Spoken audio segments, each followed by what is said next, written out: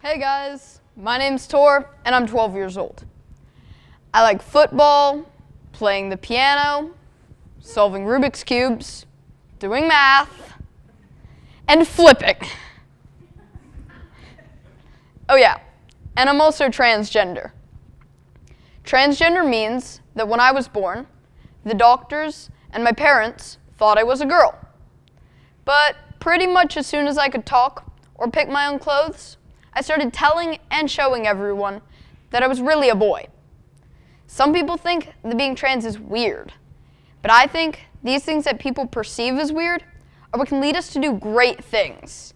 Maybe even speaking to the Prime Minister of Canada in front of thousands of people. But more on that later. When I was younger, I always hung out with the boys and played spies or police. At home, I would play games like school or house, and I was always Mr. Broughton the teacher, or the brother, or the uncle. When I was about 7 or 8, my mom asked me if I thought I should have been a boy. But I didn't know that was something you were allowed to be. I didn't know that sometimes the doctors and parents got it wrong when they said, "It's a girl." But in my case, they sure did. In 4th grade, I had a lot of stress and anxiety, and we didn't know why. Some days I didn't want to go to school, or I would ask my mom to come and get me because I had a stomachache. I felt different, confused, and worried that I would lose friends. Sometime later, my mom told me there was something called transgender and asked if I thought that might be me. So now I knew who I was, a trans boy. What a relief. Except now, I started hearing in the media, and in general, that there was something wrong or bad about being trans. Most of our friends and family are supportive, but the world isn't always as nice, and kind, and accepting. Some people can be really mean, and some people think it's a mental illness. I've been called tranny, fag, and told that I was going to hell. I've heard things on YouTube and read comments online that say I'm not a real boy, that I'm too young to know who I am, that I'm trans for attention, and worse. I know that the President of the US says people like me can't be in the military, and some people are even killed just for being trans. These things made me feel scared and sad and worried. But so many good things have come from being true to myself. I have a very close relationship with my family because we've all become so open with each other. I know my family loves me unconditionally no matter what. I also started going to a youth group called Etc. It's called that because it's for kids and teens who are LGBT, etc. At Etc., I feel like I fit in and like it's all going to be okay. Another good thing that has come from this is that I've had lots of opportunities to meet interesting and cool people, to speak publicly about my life, and help teach other kids about being trans, like here on this TEDx stage. One of my favorite moments was when I was lunch monitoring a grade 1 class and they found out I was trans. One of my little buddies came up to me and said, "Wait, you can do that?" The next day, he was in a little pink dress, beaming with joy. I saw him again many times that year.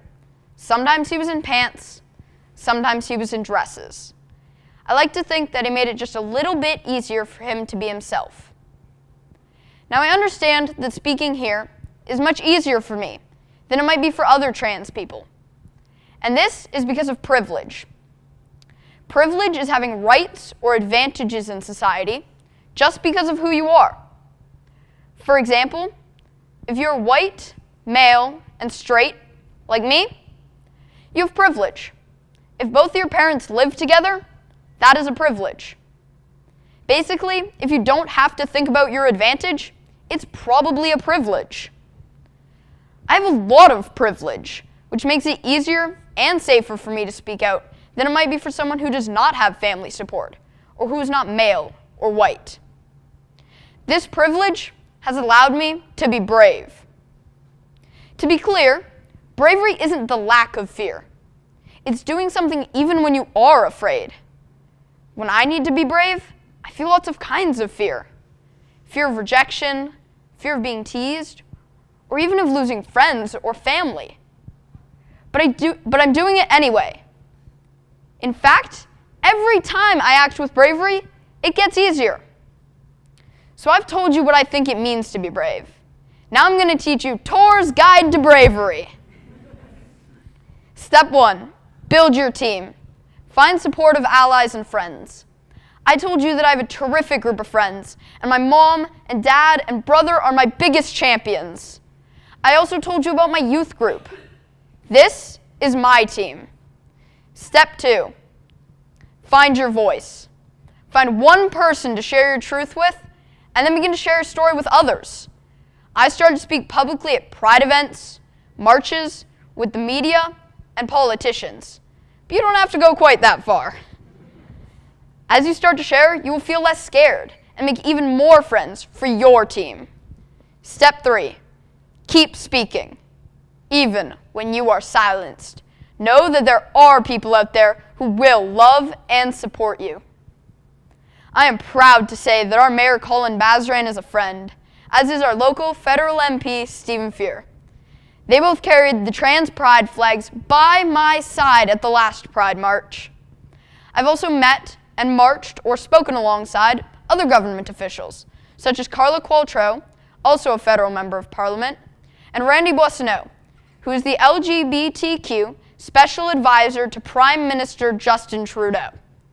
Speaking of JT, I told you that I was going to share with you how my differences and weirdnesses led me to chat with Justin Trudeau. My name is Tor, and I'm trans, and I'd just like to thank you and all of the other MPs here for passing Bill C-16.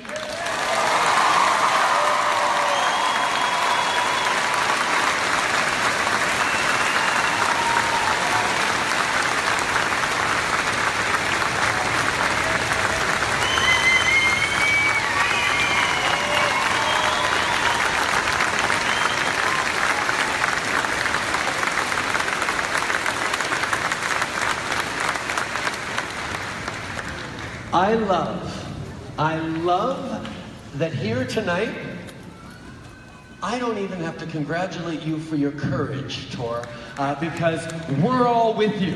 And we salute your strength. Bill C-16 added gender identity and gender expression into the Human Rights Act, meaning no one can be discriminated on or hated against because of their gender identity or expression. So my big, radical, innovative idea is this. You don't need to fit in. And that's easier said than done sometimes. I know. It's tough to first determine who you are, as society likes to push us into molds. It's tough to have the courage to accept that you are different. But if you can't be true to yourself, then how will you ever be happy? My advice? Just be yourself. If you embrace yourself, good things will happen. What is it about yourself that you hide? Maybe it will be the best thing about you. Find the people in your life who love and support you. If they're not in your close family, you can create your own support network, and your supporters will form the foundation and help pick you up when you are down. Even though the President of the United States thinks being trans makes me less than someone else, and those commenters behind their keyboards call me names, I've turned my biggest challenge into my greatest gift. And it turns out that all this